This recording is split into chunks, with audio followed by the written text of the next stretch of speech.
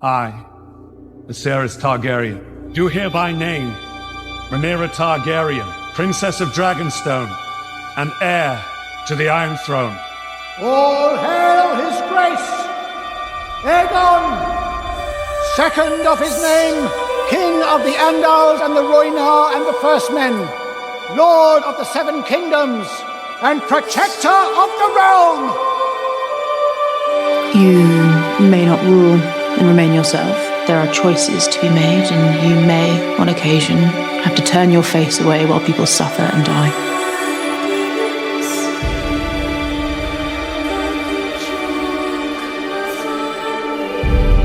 You will do things that your heart would have recoiled from before you came to the throne. But I dispute that I must become what I am not. Time will tell. But my rule was already ordained. It was prophesied. If your world is to survive, I must light the way. Because I am the shield of the people.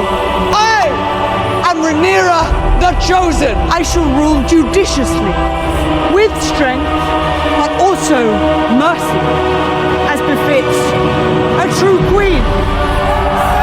Behold me now! I am Aegon Targaryen, Viserys' true heir, the sixth king of the Andals, and the rhaenyra, and the First Men. I was anointed by the High Septon in the light of the Seven, and it is in their light that I stand before you now. Strike me down, and the stranger will take retribution.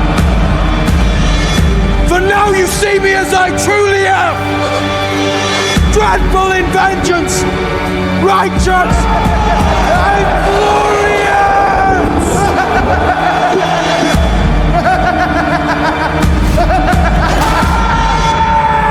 Hugh the Hammer, Ulf the White. The common man is, as a rule, of no interest or concern.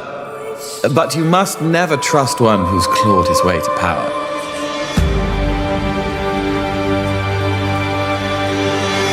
His ambition is oft fueled by some lack, some shame or lust or rage. Why seize Tumbleton? It's no stronghold, it's a market town. Tell me there has been no mistake, that I will prevail as the gods must surely intend. They will laugh at you no more.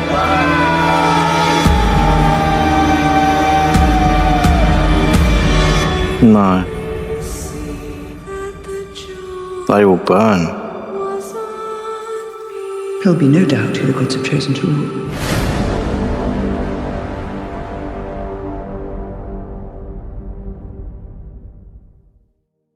Evolution follows a slow and long process, but in a fantasy world, elements can be introduced that change the idea of evolution altogether. While naturally, humanity evolved technologically and culturally as intended, what happens when something gets introduced to that process of evolution that completely resets the power scale? And what happens when this newfound power, this newfound law, leaves humanity stagnant and unable to evolve, stuck in a medieval apocalypse where the violent lands of Westeros are home to many bastions of safety, with lawless lands in between, and even within said bastions, dissent can still transpire. Westeros is a wasteland, an apocalyptic one at that, and it's been a wasteland ever since the Targaryens decided to take over. In another universe, it's possible the world of Westeros would have progressed technologically speaking since Aegon's conquest, that the Targaryens came together as a family and as a unit and truly did develop their dynasty to the point where they were an everlasting empire.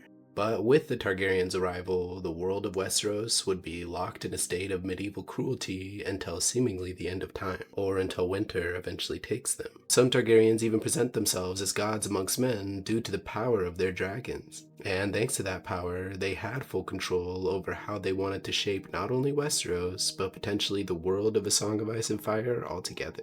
But instead, with this power, they grew comfortable and stopped pushing, while still allowing their house to expand its numbers and rise to the point where the bloodline itself began to bleed into the common folk. Their people were once prominent, and upon their arrival to Westeros, their house was even more so. With the power at the Targaryen family's disposal, nothing we've seen within the world of the Song of Ice and Fire could feasibly take them down.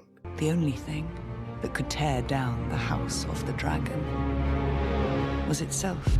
Or the White Walkers, the book ones, not the Shochuts. My point is, during the time of House of the Dragon, the Targaryens were in such a place of power with all the dragons they had that they were on the cusp of total domination should any of them show the ambition for it. Though it seems the only one to do so would be Daemon. Aegon the Conqueror had 3 dragons. You now have 6. It is a power beyond imagining. Why scrabble here for gold when the world lies before us? Dawn could be ours. And then Essos and the free cities. Had the rest of the Targaryen family shared his yearning for expansion, they would have been in a much better place of power. The entire planet was literally at their disposal, as no power could match a dragon. Yet the only thing they could think about, the only thing they did yearn for, was the Iron Throne. A seat so alluring that it straight up became the plot of 2 entire live-action shows of A Song of Ice and Fire, and collapsed the Targaryen house altogether. But Targaryens, well, they're prideful, incestuous, alien to the realm of Westeros, and border on the line of insanity at any given moment in their lives. Every now and then, between the somewhat acceptable Targaryens like Jaehaerys the Wise or Egg, and the absolutely deplorable like Maegor the Cruel or Mad King Aerys, the Dreamers always signified a big moment for their bloodline as a whole, and there was no dreamer more important to the Dance of the Dragons than Helaena Targaryen. Though Viserys is technically a strong contender. However, Helaena not only represented the foreshadowing of a lot of the events of the dance and characters' fates, You will have a dragon one day. You'll have to close an eye. she also represented the kindness that could be produced within the Targaryen bloodline. And that's not even considering the idea that her being a dreamer does kind of make her one of the more powerful Targaryens out of all of them that are fighting. Yet with this power and her place within the royal confines of the Red Keep, Helaena was still a character who was very soft at heart. And sure, life in this medieval world as a lady can still suck quite a bit. Helaena was part of the most powerful household within all of Westeros. So if there really were any place in this world for kind weirdos like herself, this would be it. But as we've seen with the future events of the show, this was the collapse of the Targaryen family's dragon power, the collapse of their house altogether, with Helena's death specifically symbolizing the collapse of any idea of the innocent thriving in this world. For even if you are one of the more well-off of humanity, you are still subject to be doomed by the cruelty of Westeros. From constantly being belittled by her family, who don't really think of her as intelligent and are constantly looking at her with a bit of confusion, she still proves herself by being able to read people pretty well,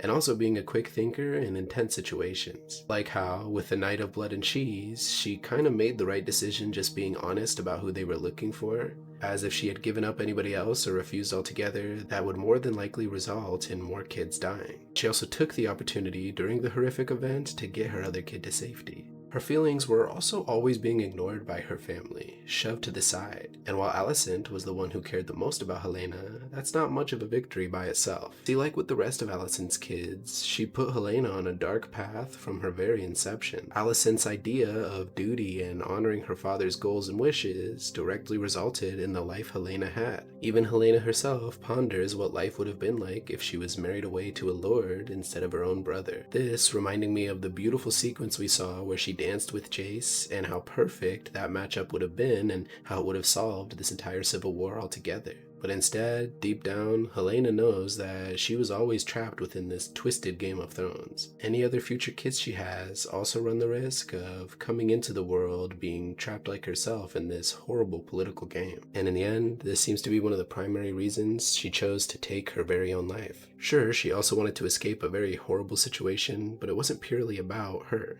Helaena is a caring person, so much so that she consistently cares about life's smaller things, like insects and beetles, while everyone else is focused on the more ugly side of Westeros, which is honestly really sad because it only solidified the fact that Helaena was a glimmer of hope in this dark apocalyptic medieval world. If even the strongest house was unable to protect and nurture the soft sweet spirits such as Helaena, what hope does anyone have of living in true peace and harmony within this world? And that, I think, is the ultimate sign of the Targaryen family dream failing.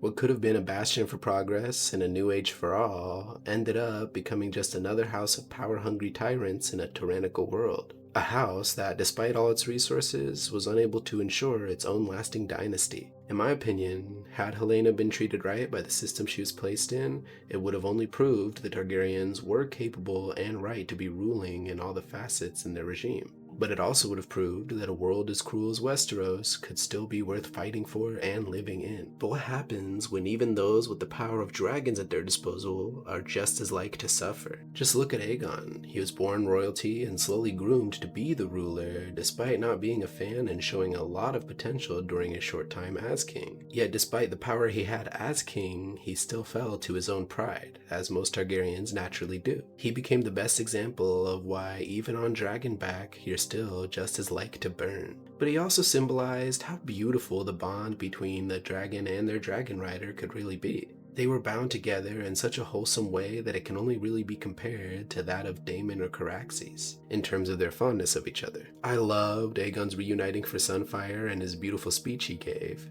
And while this was an amazing moment for his character, I can't help but still have a bitter taste, as in the back of my mind, Aegon is still someone who assaults women and watches kids in the fighting pits. And those two very small scenes that illustrated these characteristics are about the only reminder we actually have of these behaviors. Not only did we not really see Aegon do any of these horrific acts outside of being a bit of a flirt, but the writers have yet to utilize or even remind us of these character traits. Maybe it was because deep down they knew the plot they had for Aegon would make him a very likable character, so they tried to balance it out by having some more evil qualities for him to possess. But those evil qualities don't feel like a consistent aspect of his character, and in retrospect, at least in this point in the story, could be easily neglected out of the narrative as a whole, and it would still accomplish the same thing the narrative is trying to altogether. As despite how likable he was, especially in season 3, it's still obvious from a mile away that he's still not the perfect fit to rule. Maybe if the writers decided to utilize this time of him during his lowest point to do some self-reflection about that more darker side of himself, maybe even he himself could have been forced into some fighting pits at Rook's Rest just to add more to the irony of it. But he really was only so miserable because he not only lost a lot of his physical power, but just his ruling power altogether. Still, with his reuniting of Sunfire and his new place of power, there's a chance next season he'll return to some of those more darker character traits. Traits I wish never existed within the series in the first place. And if you could have someone raised in prominence and with a solid education still become this much of a threat, just imagine how dangerous the mindset of someone in the common folk would be should they possess a similar power. Which brings me to our dragon seeds. Hugh the Hammer, someone I was very much looking forward to after the end of season 2, was a little disappointing for me this season. I was hoping we'd get a lot more details surrounding his betrayal or just his character altogether, or at least establish him more like his book counterpart in being a brute of a man now that he does have some power. We saw glimpses of him resorting to violence throughout the series so far, and I thought these characteristics would only amplify, but this season he still felt very much kind and honorable. The only small bit of return we got of that more aggressive nature was when he was trying to get his wife out of Tumbleton, which given the circumstances is actually forgivable for his character, despite her reaction. That being said, her reaction did indicate to us that Hugh was a good man, but when desperate can definitely be violent. Part of me thought maybe with this new place of power he'd grow tired of his wife and embrace the dragon, but the longer he went on this season, the more honorable and in love he seemed. Though I do predict, now with the loss of his wife, next season he could become more aligned with his book counterpart. Still, it was disappointing to not see him on the dragon for one of his character's more notable events from the book, as it was supposed to be both Ulf and Hugh Hammer who were the traitors of Tumbleton. Sure, he can still get blamed for Ulf's betrayal considering Vermithor is flying around at the end there, and despite Hugh not being a more instrumental part of the situation, I did really enjoy the siege of Tumbleton as a whole. The betrayal was shot beautifully, and I liked all the characters' reactions to dragonfire falling upon them, and I did like how they built up Ulf's character throughout this season to make this turning point. Ulf has always been shown to be easily persuaded. From the woman in the night of the tavern we saw with Ulf, being able to convince Ulf and others that they were having feast in the Red Keeps, and that Rhaenyra was the rightful heir, to his lads convincing him to go to Dragonstone with the rest of the dragon seeds for the Red Sowing. We see this susceptible behavior continue into season 3, where despite having a dragon, he still obeys Rhaenyra like a disobedient dog, as in to an extent. until he is persuaded by Ormond Hightower to turn cloak. At the end of the day, it seems Ulf isn't smart enough to recognize when he's being played, but he is petty enough to use his dragon when his feelings are hurt, and eventually realizes that the power of a dragon means he can essentially do whatever he wants. And as a man who built his life up in taverns with the stories of his lineage, this only proved that his desperation for others' approval would build a pride not too unlike his lineage as a whole. And should that pride be turned to humiliation, well then now we have an angry, resentful, flying medieval nuke going around and burning everyone in sight. And while Rhaenyra will still have to deal with the aftermath of the horrifying events at Templeton, as well as dealing with what the people will think seeing Helaena dead, things aren't necessarily faring much better for the Greens either. See, while Aegon spent most this season recovering, Team Black weren't quite clear contention. With the hosts from Old Town being led by Ormond Hightower to keep the conflict alive, we got a very interesting villain to keep up the war for Season 3. And honestly, Ormond was a great addition to the show. Him being personified as a savage sissy boy who was too pompous to be in the middle of all this death and carnage was really interesting to watch. And while he did try to play the Game of Thrones, he failed to use his most valuable weapon. And that was a dragon. Sure, he didn't have one himself, but at this point, Daeron could have been a much larger asset for Ormond within this war. And that leads me to the Dance of the Dragon's newest dragon rider, Daeron the Daring. While in the books, Daeron was a lot more active and, well, daring, we didn't actually get to see his proper introduction to the story from the books. See, the show happened to skip over the Battle of Honeywine completely. It was within this battle that we got to see Daeron arrive on Dragonback and do some cool shit. But in the show's interpretation of the character, he was little more than Ormond's political plaything, a chess piece on the board to be moved around at will. And while this did wonders for Daeron's dynamic between both Ormond and Gwaine, I still can't help but feel a little bummed we may never get to see Daeron in action on his dragon, with the biggest loss of this season definitely being the Bitterbridge sequence. For those who don't know, Prince Maelor, heir to the Greens, was snuck out of King's Landing, where they stopped by a small town called Bitterbridge. It was there they were discovered by the small folk, who then proceeded to try to chase Maelor and his guard. This resulted in the confrontation on the actual bridge of Bitterbridge, where essentially all of the small folk ended up tearing Maelor apart.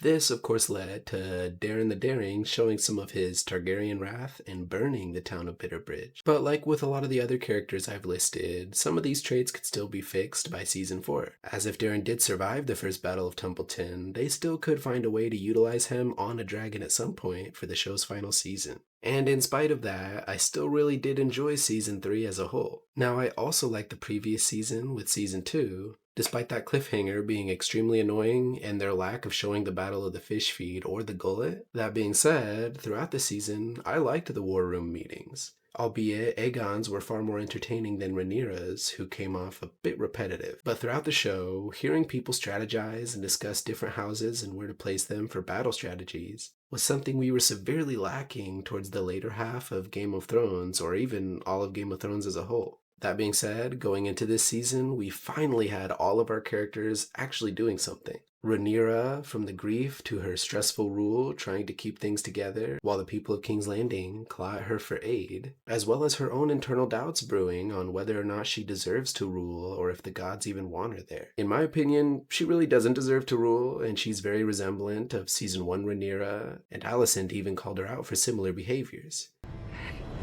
Forever upholding the kingdom, the family, the law. Will you flout it all to do as you please? Alicent, let her go! Where is duty? Where is sacrifice? Is trampled under your pretty foot again. And even within this season, once she gained power, she acted as if it was long deserved and been waiting for her. She failed to see how mistreating the common folk or talking to them like less-thans will eventually come back to bite her. She wasn't yearning for their love or approval like Aegon was. He just wanted to be appreciated, respected, and genuinely loved, which resulted in his petitions going a lot more smoothly than Rhaenyra's. Might we consider the Kingswood? That would be a bold gesture, Your Grace. One that would have offended your royal forebears. It bears discussion in a forum other than this one. We could just return his sheep. He came all this way. If you return one herd of sheep, Your Grace, you'll soon find them all at the foot of your throne expecting the same. But to be fair, Rhaenyra did pick up a much worse situation when she took the throne than Aegon had. And I could easily see Aegon crumbling under the pressure in a similar way. But I guess I mainly mean in regards to how they actually treated people directly. Good morrow, Your Grace.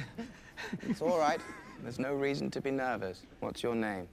One of our girls, only last night, was taken. You have my condolences. I shall light a candle for her when next I attend the sept.